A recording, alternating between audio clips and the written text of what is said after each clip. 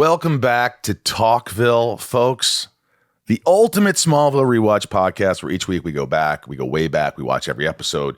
I hope you're enjoying this. I mean, you know, Tom and I bump into people at cons and they're always excited. Some people have Talkville shirts where you can go to talkvillepodcast.com and get them, and hats, and we've got some original artwork there signed by us. Lots of cool stuff, but it's nice to see that people are starting to enjoy Talkville and us doing this. So, and a big shout out to Al, who we might call today. Who knows? The creator of Smallville, who we ask questions if we get stumped or we don't know what the hell's going on.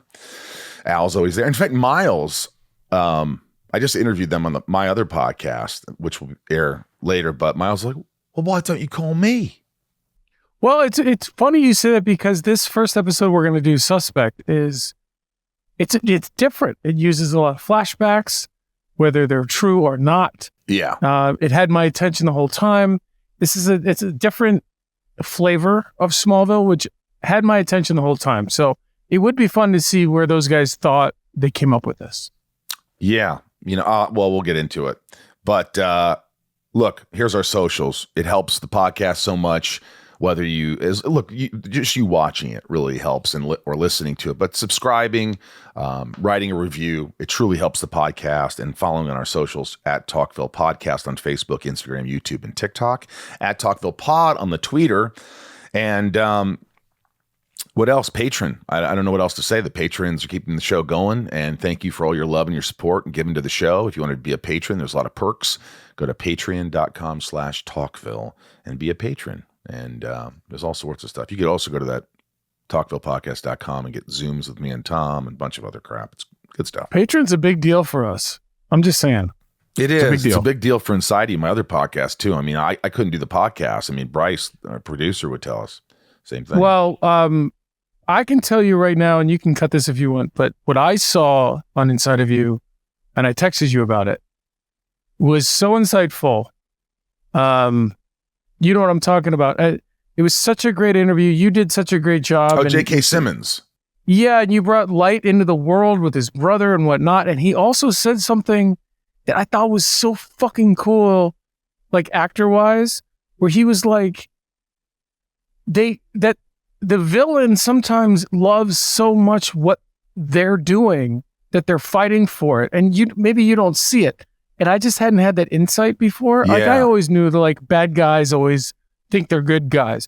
But he just took it a level further, and I just really appreciate it. So thank you for doing that episode. Thanks, man. I appreciate it. It's so nice when, like, no, do not cut that, Bryce or Jason. No, that's awesome, well, I mean, man. cut no, it means a want, lot. But I mean, it means a lot. You know, it's hard to get people to listen to to your podcast. You know, whether it's this one or it's mine. And, you know, you hope that people will just give it a chance. And if you guys give it a chance, go listen to the J.K. Simmons. Obviously, Tom, that was unsolicited. So listen to the J.K. Simmons interview. And if you like it, subscribe and whatever. The Inside of You podcast. Yeah, sorry, I don't mean to put you guys on the spot. I just really I love it. I love it, dude. Yeah. Thank you. All right, let's get into this, man. It's time. Without further ado, let's get into season 2, episode 13. We're halfway through. More than halfway through. This is called Suspect. I'm going to watch it right now. This is what I do now. I put it on while we talk. How good is Lionel? How good is John Glover this episode? Yeah, he's so good. Really good. He's really good. It aired January 28th, 2003. Director Ken Biller, who is also the editor, right? Ken, great editor. He also helped write Lineage and Insurgents. So that, you know, that's a talented guy right there. Writers Mark Verheiden and Philip Levins. Guest star Jason Connery as Dominic Sanatori. That is, guess whose son? Sean Connery. That is Sean Connery's son. Well, we've covered that. Oh, Good sorry. one. Mitchell Kosterman as Sheriff Ethan Miller. Patrick Cassidy as Henry Small. Synopsis: when a man like Lionel Luthor with countless enemies gets shot, it's easy to suspect many different possible murderers. In this episode, Clark must figure out who was behind the shooting to find out who framed his father and free Jonathan from behind bars. The episode begins with Lionel Luthor in the library listening to Beyond Good and Evil by Nietzsche during a stormy evening. After arranging a trip to Metropolis, Lionel is startled by an intruder who fires 2 shots into his chest, sends him flying over the second story into a glass table below. By the way, I think Lex has fallen into that table, or that type of table, multiple times. Like, I feel like that table was kind of always there. Yeah, I think it wasn't there all the time. It kind of comes and goes. I think he moves But the room around. Let's just remember, as this episode goes, he was shot 4 times in the back. No, he wasn't. He was shot just twice in the chest. Twice in the chest. I counted 4. Am I just an idiot? I think it's just 4. 2, right? I thought it was 2 in the chest. Yeah. And that's it. And he fell. Uh-huh. Yeah, Okay. but even so... He was going to shoot again, but then somebody walked in, right? Yeah, somebody walked in. But here's the deal. I'm with you, Tom. Even with 2 shots. I wrote down 4, but... Even with 2 shots and then falling 20 feet through glass... Because you know what that distance is as I do. I don't know how this man's alive. And he's blind. Not that that matters. But I don't know how he... I'm like, it should have been... Look, it was very cool. But it should have been 1 shot and then maybe he falls in the stomach. But not a shot right in the heart, the stomach, and then, look, suspend disbelief. Let's move on. We cut to a scene where we find the sheriffs holding Jonathan Kent at gunpoint inside the truck. Jonathan is blacked out, gripping a handgun and a bottle of booze and taken into custody as the presumed killer. I thought this opening was cinematic, incredible looking, and it just felt like a movie, like we were watching a movie. Now, it started to veer off into Candyland for me a little bit at times. But this opening was one of the best openings Smallville's ever had. It was a dark, It was dark show. It was extremely, extremely cinematic, and I totally agree with you that this episode had my attention the entire time. Like it really did. It did. It was such a departure in such the best way. And I've said this before, I think last season in our podcast, but referencing a Hitchcock thing where the use of flashbacks, you got to be very gentle with the audience, because when a flashback happens, the audience innately believes that it's true. And what this episode does is it sort of makes you wonder. And that's what I like. This episode is very different than every other episode in Smallville. That's for sure. Completely different. You know, I did feel that the flashbacks wore out their welcome. I felt like 1 flashback was cool. 2, we get it. Or they were too long. They were a little too long. And then 4 flashbacks was ridiculous. It lost me a little, I'll be honest with you. It was too much.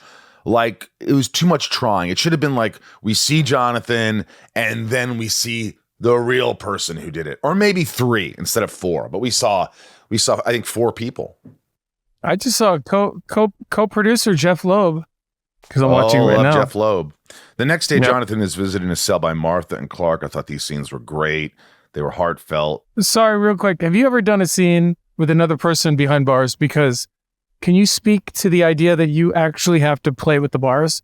With the camera, like the bar is here, and it looks like I'm seeing you, but the camera's here, and so I can't actually see and you your while eyes we're kind of talking. go cross-eyed, and yeah. Because it's all for the camera that's over here. Yeah. But it looked good, and what I liked also is there's nothing worse than watching a show with the jail scene on a TV show, and the bars look like they can get through them. I'm like, are you fucking kidding me? I mean, it's probably for what Tom's saying. It's like it's a camera thing. Like, yeah, but like it looks sometimes so bad. I remember I did one. I was on a show, and without making, I looked at it, I go, what? I'm supposed to be in jail, and I'm like, are you guys kidding me right now? And I went right through them. I just walked right through the jail. Very method. Very method. I was like, is there a movie that did a gag like that? Was it a Mel Brooks movie or something? Yeah, I feel like someone actually did play with that. Can't think of it. Situation. Yeah. All right. So we find out Lionel was rushed to surgery and may not make it. Jonathan tells them he doesn't know what happened, but he did not kill Lionel. All he remembers is stopping for a beer after some errands, and then everything got woozy. All right. Sorry, because I have a lot. I just have a lot about this episode in a fun way, and I'll keep it short. In one of the flashbacks that I think we already passed, Lionel says to Jonathan about the watch, it's not a big deal. It's like a Whitney Sampler for you. Oh, no, we haven't gotten to that point yet. Oh, I'm sorry. No, we're not near that. I'm so excited. Yeah, I like that, though. I like that. I just want to say that I think this is probably the best performance Schneider's given. I thought he was fantastic in this episode. I felt like, I felt like he should, when I watched this, I was like, this guy should have his own show. Yeah. Like this guy is really good. In this episode, I was like, if I was watching, if I was unsolicited, sort of like on the outside, he was just really good and likable, and the darkness and the drinking and all that stuff. One too many shots. I mean, it was like, come on. It was like, okay, 2 shots. He just kept going. I was like, all right, that's a little much, but. Yeah, we'll get to that, but that was, again, Hitchcock would have said that was lying to the audience. But we'll get to this later, but there's one line later that Martha says that saves the entire episode, and I'll get to that later. All right. Ooh, I can't wait for that. Martha tells Jonathan she can ask her father, the lawyer, to take the case. I think that was weird because, we know how much he likes Jonathan, so he probably wants him to go to jail for all he knows. Jonathan's pride shoots that down real quick. Then Clark suggests Henry Small. This is the second time we've seen Jonathan locked up. First time for the dead body in the barn in Rogue. At Smallville Hospital, we see Lex arriving on the scene and getting the lowdown from Dominic, who frequents the trunks of cars. Dominic questions Lex's concerns for his father, and Lex responds by roughing him up a little bit. So let's go back to Lex's anger issues, which is, and where's your girlfriend, the doctor, by the way? I don't know. But one of the things that I think about Dominic is I think he could have been more like Lex. And I don't know. I just felt like he was it didn't add up for me looking back on the episode. You know what didn't add up? Like Lionel would choose this guy. It's just to me, I love him. He was great to work with, but it wasn't the right casting. No, he was like the assistant's assistant. Yeah, it was just like you'd think it would be somebody who's really the just dog like walker, brilliant, and whatever. It didn't bother me too much, but I see what you're saying. You think he should have dug into his Scottish accent a little more? I just think he could have had a little more gravitas. You're gonna live long, buddy. I think maybe you had something to do with your father's death, didn't you? You sheep-stealing, whoring bastard. You gobshite. What do you think, you're a Goldfinger? Christ's sakes. I You don't know live where in that this came from. castle alone, beaten up. You must be joking. Court-ordered anger management does not seem to be working, as we said. Bryce, correct. Later on in the talent, Henry Small turns down the case, and Clark is confused why the environmental activist lawyer won't take on his murder case. I didn't care about this storyline at all. No, I just didn't. It was just. I really didn't. Shit. Yeah, it was like, who cares? You didn't need that. Anywho, after Henry leaves, Lana tells Clark that she witnessed Jonathan at Luther Manor the other day. She's just conveniently there listening. Well, she was turning over tax revenue. I had to go back again to see why she was there, which is totally ridiculous because there was other information that was shared in that conversation between Lionel and Jonathan that she doesn't care to bring up. But moving on. We see the flashback of Jonathan regretting ever getting involved with the Luthers, and then Lionel throwing the adoption situation back in his face, and a dig involving Martha. And this is when you were saying something about Jonathan, about the throwback of what he said. You said Jonathan said something, or Lionel said something to Jonathan that was conniving and like rude, and walked away. Basically, it worked for both families, which is why we're here. Yeah. Right.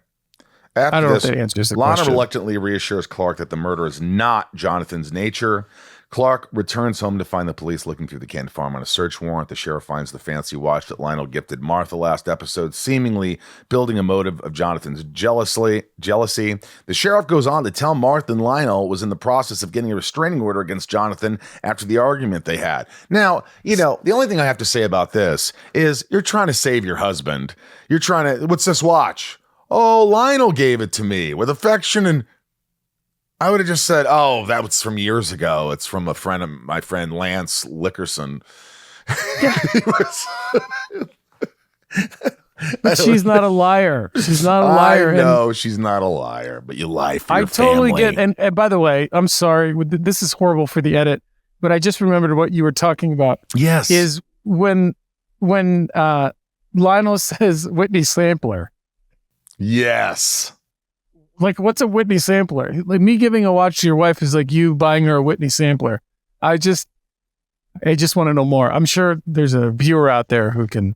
It was, I think he was trying to say a cheap watch, your version of this cheap, crappy watch. He said Whitney Sampler. Like a dead watch? Price. Talkville is brought to you by Athletic Greens, AG1.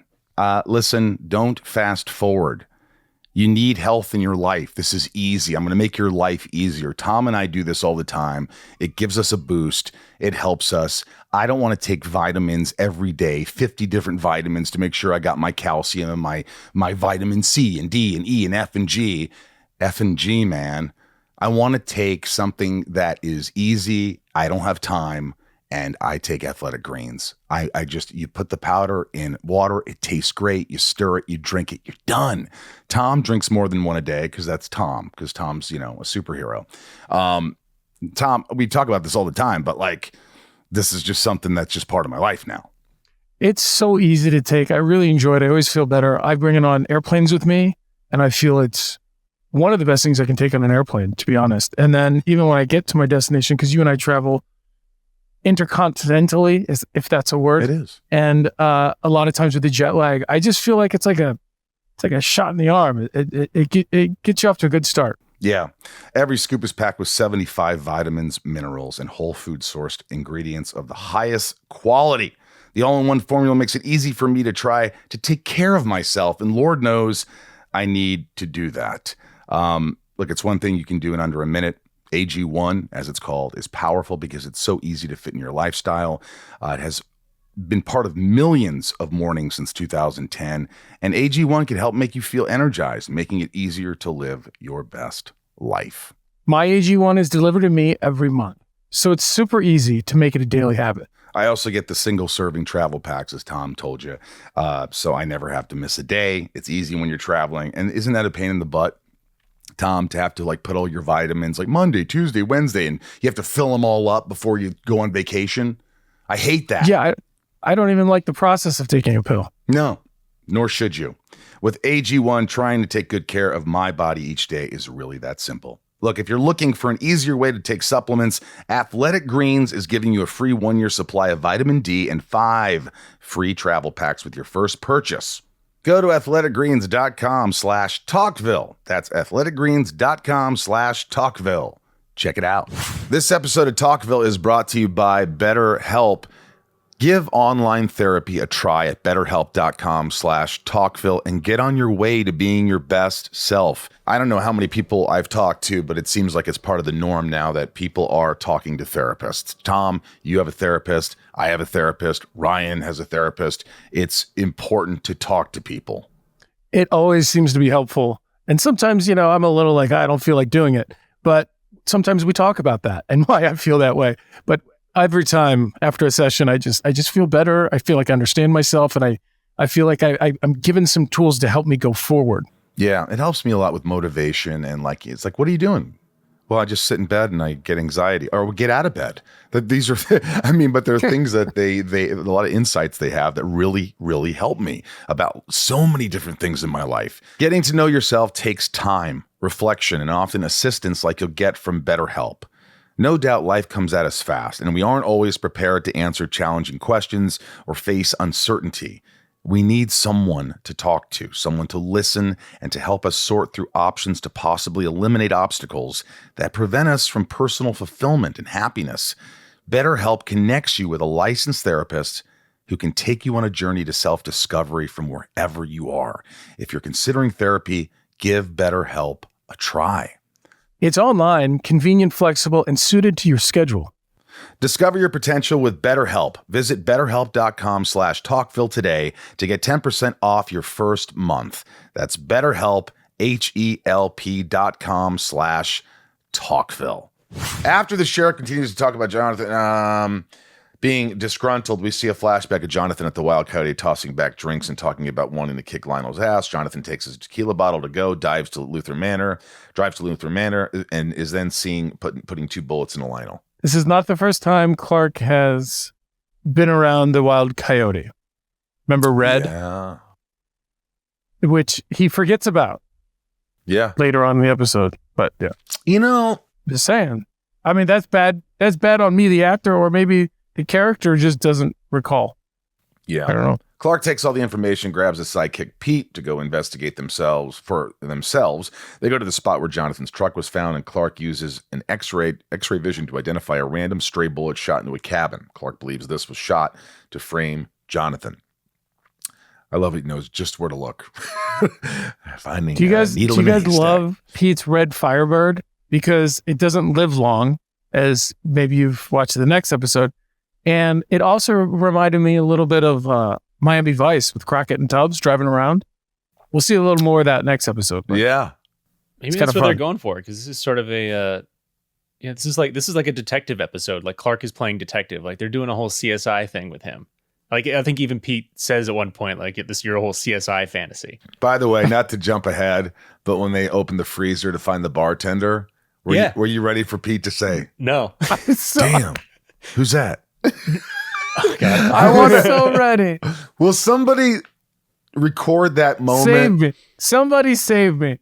I want that moment. I wanted it. Dude, I did too. I hope somebody out there will record it just for like a 7-second spot and then have dub Pete's voice from the other episode when he says, damn, who's that? Under that. Whoa, who's that? Because he really doesn't know who it is, by the way. Pete doesn't know who that guy is. Who's that? Whoa, who's that? Bryce, I got a text from our producer, Bryce. He said it's a picture of Whitmans Sampler, and it's a sampler of chocolate. All right. See, it's Whitman, like cheap Whitman's chocolates. Whitman chocolate. Got it. It's like a whole thing. It's like I got it. Let's move on. Back at romantic. Smallville Hospital, we see a doctor informing Lex that the sheriff that Lionel is now in a coma and things aren't looking good. Clark arrives to share his news with the sheriff, and Lex snubs Clark on his way out. Dominic interrupts their convo and tells the sheriff that he believes Lex shot his father, not Jonathan. We see a flashback explaining Dominic's suspicions because Lex is upset at his father for arranging the buyout of LexCorp. At Smallville High, Chloe is sad as she prepares to run the story of a student's father being a suspected murderer. Lana walks in, and Chloe goes on to share that she dug into the legal history of Henry Small and found out that Henry used to do a lot of business with Lionel.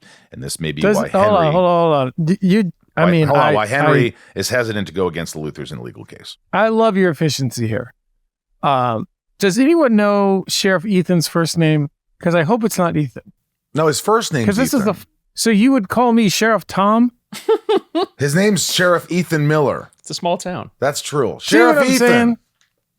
I'm just saying. And multiple characters do it. You're right. I'm sorry it took me this long to catch it. Sheriff Ethan. What? Yeah, it's kind of weird. Think about it. Gomer Sorry. Pyle. Deputy Pyle. Well, it says here that it's Miller. It's Sheriff Ethan Miller. Yeah, I just said that. Oh, sorry. This doesn't really make sense because Henry was more than happy to help out the Save the Cave legal defense to prevent the Luthor construction in Skinwalker. Maybe he wasn't under Luther's thumb yet. Perhaps. No, because that happened years before that. Anyway, there's a lot of inconsistency. That night, Clark barges in to talk to Lex about the argument he had with his father that night he was shot. Suspicious if he could be involved, saying, "It's not like I haven't seen you shoot somebody before. Rest in peace, Roger Nixon." I shot Roger Nixon. There was I wasn't proud of Clark in those moments. He was a little petty. I wish Clark would have stood his ground a little bit more. Things escalated in these 2 episodes with the characters that just didn't happen it really just... It just was like, I could believe Lex did this. Yeah, but maybe in defense to the writing staff, maybe it was more like, at this point, Clark will throw Lex under the bus to save his father, anyone under the bus, because he just loves his father so much. He's looking for a scapegoat. Listen, what's that line from the pilot? I've been bald since I was 9. I'm used to people underestimating me or whatever. I'm used to people judging me before they get to know me. Yeah. Yep. Martha goes to visit Jonathan, who confesses to his wife that he felt like he was losing her to Lionel. I think that's just real jealousy. Where's the trust? The Kents always should have trust. All right. So this is why I think the episode works, and it's because of Annette's performance. There's a very small beat where he says he apologizes, and the way she says why totally illuminates the fact that she supports her husband in everything that he's doing. His character, the situation, the future, everything. And this is why I brought it up, because I'm kind of going to make fun of you about this. Great. The only reason Annette could have done that is if she read the entire script. Because she could have easily just said, I don't know what you're talking about. Why? She literally said, why? Like, everything that's happening right now, why are you saying this? Because I know you better than this. So I'm talking to someone who may have not read the script, but that's why you read the script, so you know how you can come in and sort of hit those little moments. To me, that one word made everything make sense, because then again, the relationship now has status. I got you. By the way, it's not that I don't read all the scripts or some of the scripts. When it's an A story for Lex and I see that, okay, I'm heavy in this, I read it.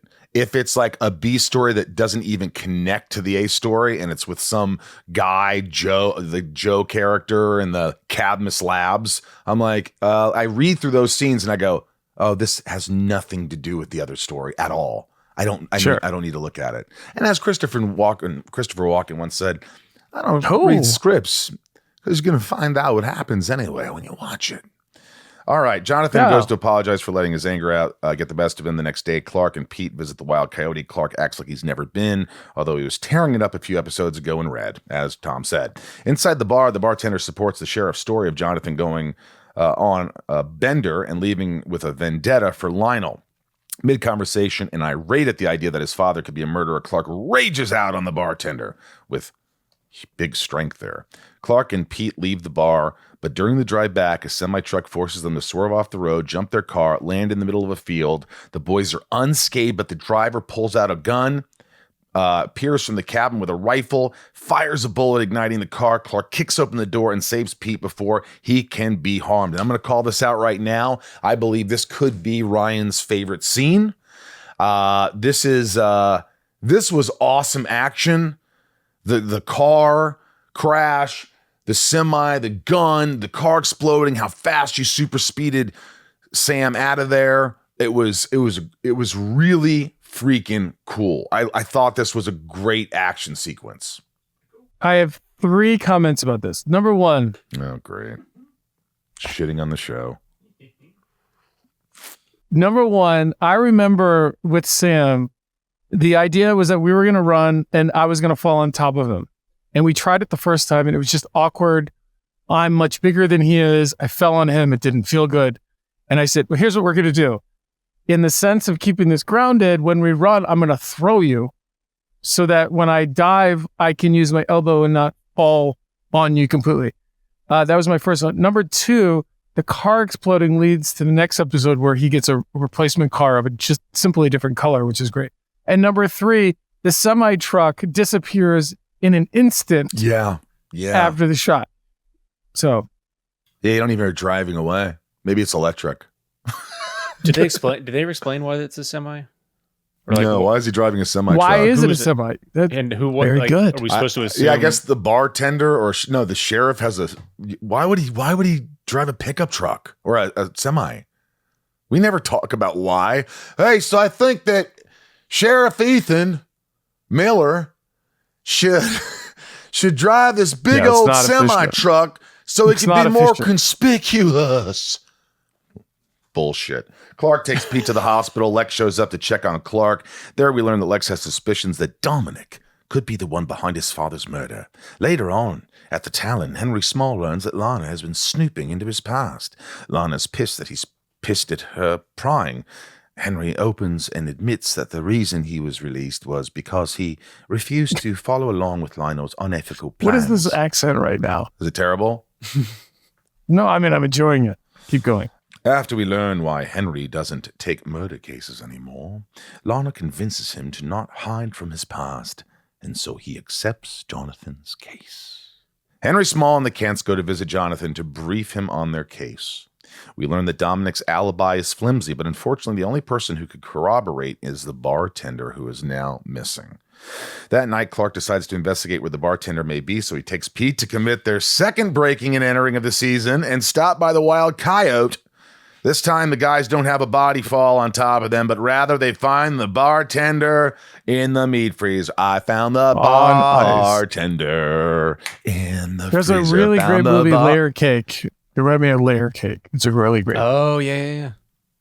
Also, speaking of CSI, Pete's line, it wasn't "Damn, who's that?" sadly, but it was. You love CSI. What was it?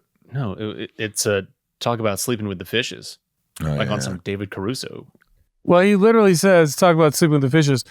By the way, I got 15 stories from other actors who worked on CSI, especially Miami. Oh, yeah. No, I've heard. Fantastic. I've heard the stories. I've heard like literally he'll go like this. He'll do this. He'll take off his glasses. He goes, "It wasn't me. It was you." And then if he likes he'll go again. And they'll go, "It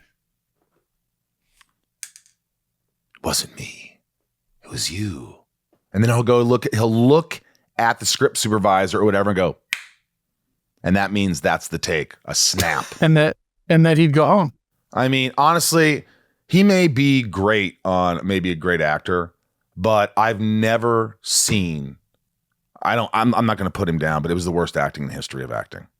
I've never seen it full. You will not believe what you're watching. It's and people loved it. It was the biggest show ever. I'm not saying it's not a fun show. What is he doing? It's like, it's just so funny. It's like, well, he wasn't that.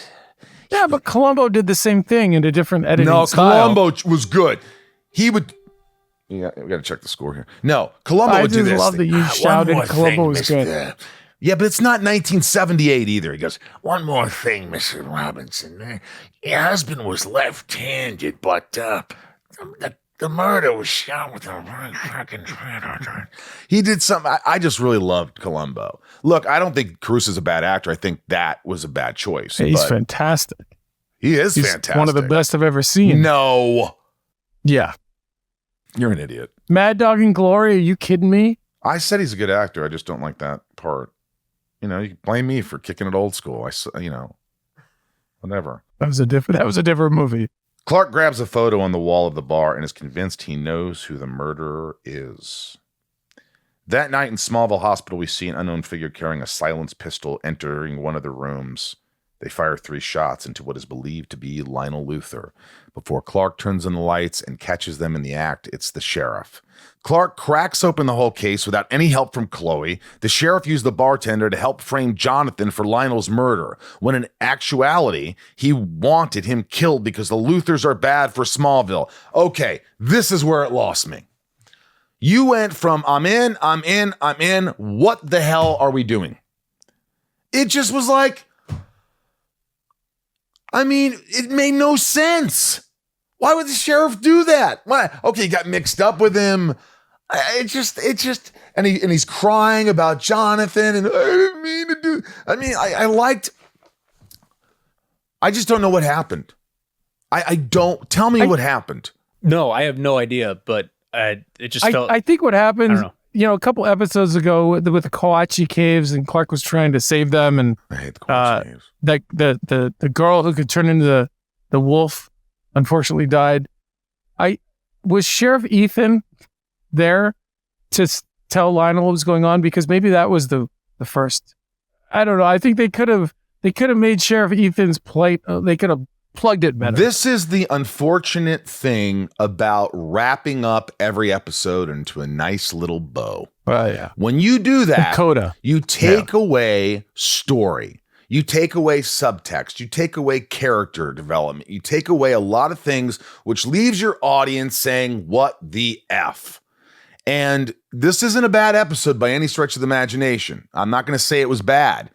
But if you would have added something with Sheriff Ethan Miller in a previous episode to set it up, the payoff would have been profound. It would have worked. And this was like, how do we make it him? Oh, then now they think it's him. Now they think it's him. You've got 44 minutes. Stop with all the bullshit. Pick the person you think it could be. It's not him, so it's this guy, and wrap up a story. That is just, to me, a missed opportunity. And again, I liked the episode. It was well directed. It was well shot. I thought you were absolutely terrific in this episode. I'm not just saying that. You were great in this episode. Really felt your feelings towards the different characters, and I just really liked you in this episode. I noticed that's something that was apparent to me. But this episode, along with others, would have been so much more impactful if the story would have been a little bit more explained. Well, I also think that, did anyone else catch when Pete's car flies through the air, the Dukes of Hazzard reference, shot by shot? Was it? It makes sense now. It's exactly why. That's exactly how they shot it. And I thought it was absolutely hilarious because I grew up on Dukes of Hazzard, and it took me 2 years to tell John Schneider, who played my dad for 2 years, that I even saw it. So when it, I mean, literally, it's the same shot by shot sequence. Yeah, and I'm glad it was subtle, that people wouldn't be like, we didn't hear the music, we didn't hear the horn, because we already heard the song playing in his truck, Jonathan's truck, in episodes before, just the good old boys. And it was kind of like, okay, that's funny. Don't do it again. You did it. Don't do it again because it cheapens the show. And I'm glad they didn't do that. It wasn't in your face. You had to just tell me this because I didn't see the reference. But now I do. So that's cool. The next day, Lex stops by the Kent loft to check on Clark. The two talk about the idea of someone turning towards darkness. I really like this scene between us. It spoke volumes, the pauses when certain things were said, like looking at each other like, I hope this doesn't happen between us, without saying too much. They didn't nail it, knock it over the head, you know what I mean? They didn't just keep hitting us over the head with a hammer. Next, Lex goes to visit his father, who's recovering in the hospital. Lionel goes on to share why the sheriff had it out for him. Apparently, Lionel had the sheriff in his back pocket to help him buy out LexCorp. The episode ends with Lionel encouraging his son to join them onwards to the future. Join me, and the dark side will rule forever. Rah. You know what? I also noticed this. When Lionel, in the beginning, when he really is blind. Because we're seeing him on his own. No, he knows no one's around him, and he's using that thing to dictate what he's reading. No. What do you mean? There's no one there to see him. You know what I thought was going to happen at the end of the episode? No pun intended. I thought he was going to say, Lex, nice suit. Like I could see. I thought for some reason. Well, I do have one question. There was one flashback where Lex listens to or overhears the conversation between Dominic and Lionel about Dominic's future. And Lex comes in and says, I forgot my keys. And what you have to understand is Lex believes that Lionel's blind because Lionel turns to look at Dominic and Lex is standing behind Dominic. But Lex doesn't run away because he's like, my dad's blind. He can't see me. He doesn't know I'm here anyway. But I love the way you say, I forgot my keys. And my question to you was that ad-libbed? Because that could have been easily a situation where you didn't say anything. I don't remember. I just didn't. I got that too. That was good. Oh, I forgot my keys? Yeah. I forgot my keys. Yeah. What? It was just a fun delivery. Exactly. Wait, where was it? In the flashback, proving that Dom did it, right? Oh yeah. Right. It's the last flashback. So I say, I forgot my keys. It's like, why are you standing there? But you're just like, I forgot my keys. And you stare him right in the eyes. It's good. Oh, thanks. I don't, yeah. All right. Well, great. Interesting things of note. At 14 episodes, Ethan was the single most frequently seen recurring character, not guest star, of the first 2 seasons. Sheriff Ethan Miller. I really liked him too. He's a nice guy, and he did a great job. He just had that wholesome sort of guy. He just felt real. I don't hate him, and I don't hate on him at all. I just don't know why we called him Sheriff by his first name. It's just this is the last all of a sudden weird to me. Of Jason Connery as Dominic Sanatoria. What happens to him? You think? Again, story not wrapped up. Well, maybe they were just like, I don't know. The book, read by Lionel Luthor at the beginning, is titled Beyond Good and Evil. It was Nietzsche who first proposed the term Superman as a goal which humanity should set itself. And now it's time for the hotline. Here we have the hotline. Hey everyone, it's Michael Piccioni from Texas. There was a cool special effect in the episode Suspect where Clark is crushing a lock with his bare hand. Tom, I'm curious if you could recall and tell us a little bit more about how that was pulled off. Thanks, everybody. Man, our props department, bless Awesome. them. Mikey and I would Justin. walk into every situation with that same question. How am I going to do it? And they would say, this is how you do it. And I'd be like, oh, it would fall apart like candy. And they'd have 2 or 3 of them just in case, but it was just like a candy lock. And as you can see, I remember this from watching it. You can see me kind of crushing it and then getting quick with it, which I would have done differently now that I see it. But our props department they were so brilliant. Yeah, I love So those brilliant. guys. Mikey, Justin, we love you. You're not listening. You're working. Unlike us. Here we go. Katrin. When Clark and Lex are having really intense conversations, did you guys ever find yourselves breaking character as the show went on since you became better friends? Thanks. I'd say, yeah. I'd say we were always kind of messing around and just kind of enjoying each other and enjoying the moment and trying to, you're always trying to be light on set, Sometimes you have heavy scenes, but like when the camera stopped rolling, it was just like, how do we have a laugh? How do we just chill out? How do we just... I think we had a very unique relationship, you and I especially, but I had it, and maybe because I needed the help, which I welcomed, but, and I haven't found this so much other places. A lot of times actors are just doing their thing and they're going to let you do your thing. But on Smallville, there was sometimes like Sam did this, Allison did this, you did it especially, and I mean in the best sense. And John Schneider did this, and Annette sometimes too, just a little in between takes, just a little bit of, hey, what about this? What about this? And what it did is it brought the performances, it overlapped them and integrated them so much better. And I think that's what you see, because I needed the help. I think you nailed it. I think it was the being comfortable on set, being comfortable enough to have the freedom to try things, to do things, to feel welcome to do that, to everybody wanted you to look the best and be the best. And, I haven't really had that as much as I had on Smallville. There definitely was that feeling. I think when I shot Impastor, there was definitely moments with certain actors that I felt like just this freedom. And it's such a wonderful feeling when someone's there for you and you're there for them. And there's you and I share a very unique experience that we both worked with Steve Martin, and I don't know what you did with him on set, but for me there was this one quick story where I have a very small line that I say to him at the end, and the line is to basically tell him, Dad, I don't need you, F off.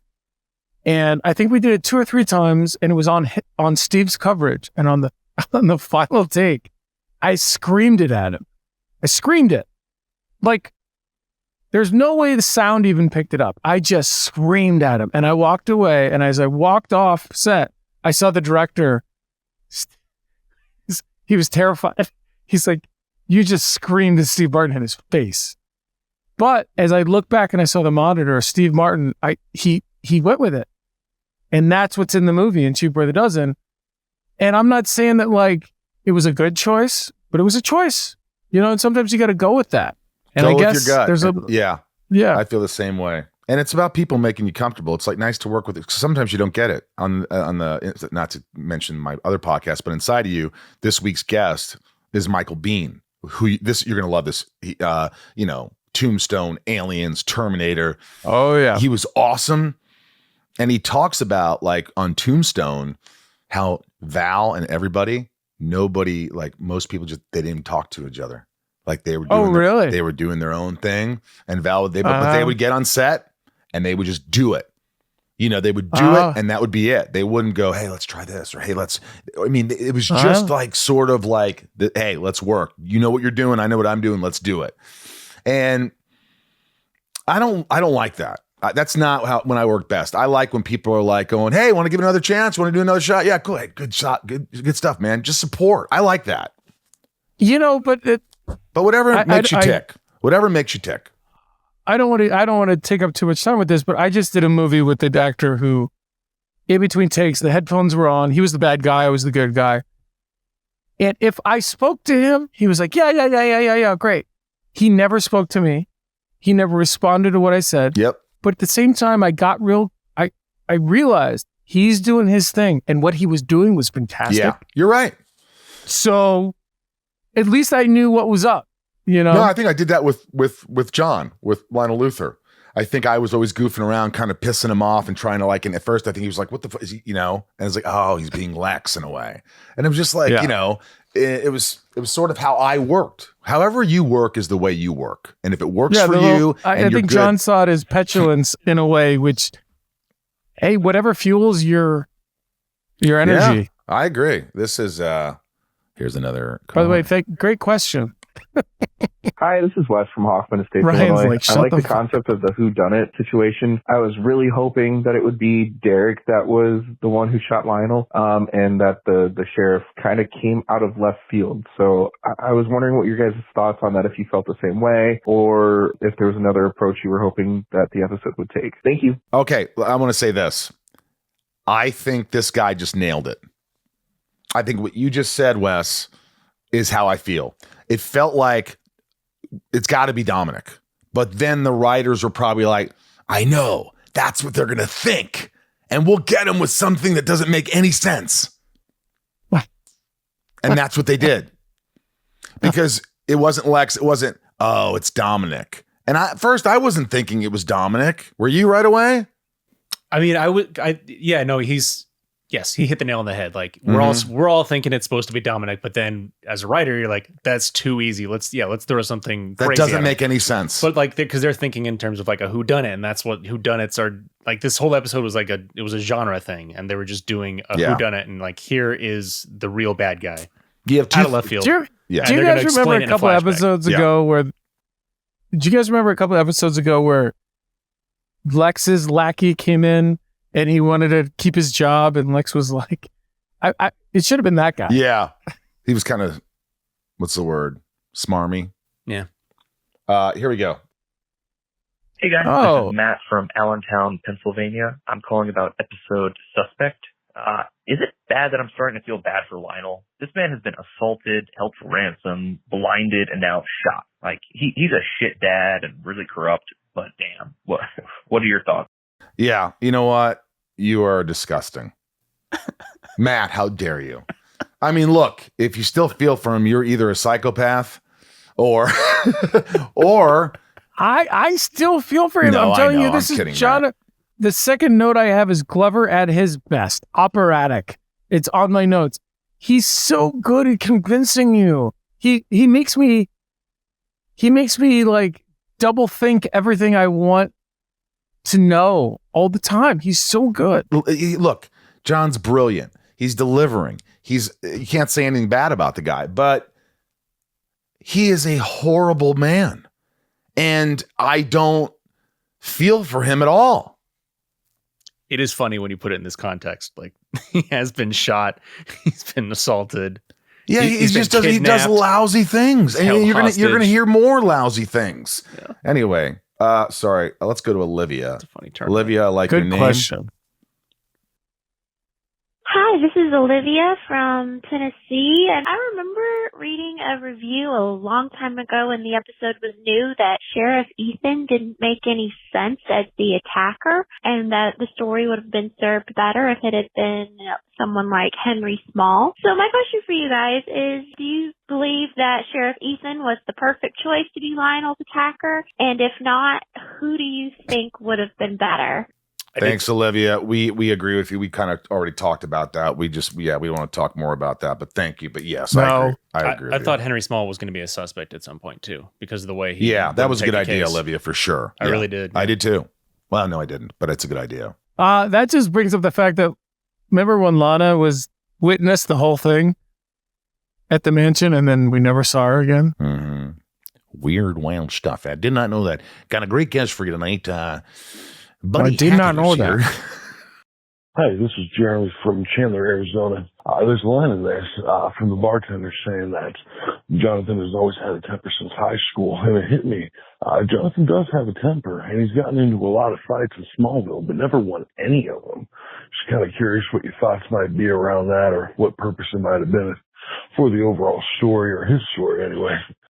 Hey, thanks. You got a great voice. First of all, great voice. Second of all, did I hear that correctly? That Jonathan got in all these fights, but he's never won any of them?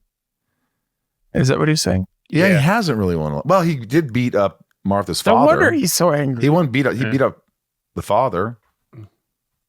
But he sort of lost the war on that one. Ooh, well, profound. You know, the underdog story is always a little more enticing. We don't know the answer to anybody that. Have you ever seen Rocky? Yeah. Hey, what's the quote? Look, it's not how hard you can hit.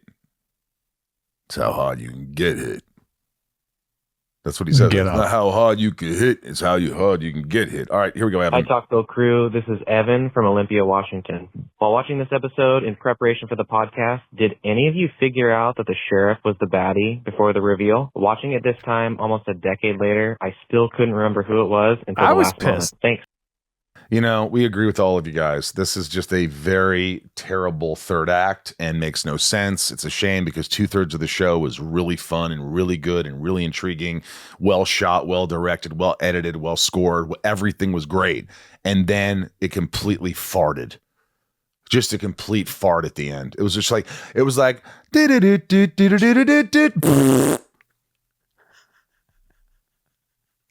all the leaves are... Like maybe it should have been Martha. Don't stop. I think they could have. Could have, would have, should have. Sheriff Ethan, by his first name, I think they could have maybe put him somewhere in the beginning of the episode. That's what I said. Or another episode. Somewhere. Let it go. It's over. Here we go. Rosenbaum ratings. It's going to be a tough one. I have a feeling Tom will get the highest score, followed by Ryan, and then me. Tom, start us out. 1. Wow. I thought you'd give higher than that. 1 rose from Thomas Welling. Ryan. 1 for me as well. I'll give it a rose as well. 3 right. roses. Cool. I mean, 1 rose. Yeah. 1 dead. The bartender. Were you going to give it 1 or did you just do that because you No, I was thinking about, I thought you were going to give it 1.5 or something, or 2. It was a 2. It was a 1. Then it became a 2, and at the end, I was like, no. Yeah, it just was kind of like a fart. Yeah. Sorry, Sheriff Ethan. Mm-hmm. First name. We loved working with you. You're a good guy, good actor. 1 dead. The bartender was sleeping with the fishes. 2 saved. Clark saves Pete and Lionel. Through 13 episodes in season 2, 19 dead, 23 saved. In the series, 49 dead, 58 saved. A lot of deaths, and every one of them Clark was involved with, like in that storyline. All the young actors are pretty much involved in all these deaths. Think about all the characters in the show that die and this and that. The story always revolves around the Kents, the Luthers, and these people that die. It's so funny. Ryan's favorite scene. You have them written down? I do. Have you chosen your scene? Why does it have anything to do with the term mutual enmity? Do you know what that means? Wreak havoc and let the dogs of, what was that? The dogs of war. What is it? Wreak havoc and let slip the dogs of war. Okay. Here we go. Here are the scenes. Number 1. All right. 3 favorite scenes from this episode. 1, the cold open. What happens in the cold open? Oh, yes. Where it all gets set up and the whole thing gets underway. Number 2, the car explosion. And number 3. You called that, Rosie. You called it. Number 3, Lex and Clark in the loft at the end, talking about darkness. Car explosion. See, I was going to say that. You already did say that. No, but I said I think that's probably what it was going to be. But now that I think about it, that cold opening was great. And the talk between Lex and Clark at the end was really profound and important for the show. Ryan doesn't like talking. He likes things that add to the future. Cold opening, final answer. Yeah, cold open. Yeah! Yes, I just threw it out there.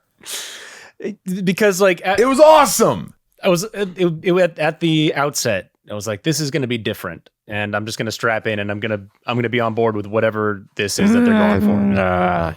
Well, cute. Very cute. Thank you. There you have it. I love it. I got one here.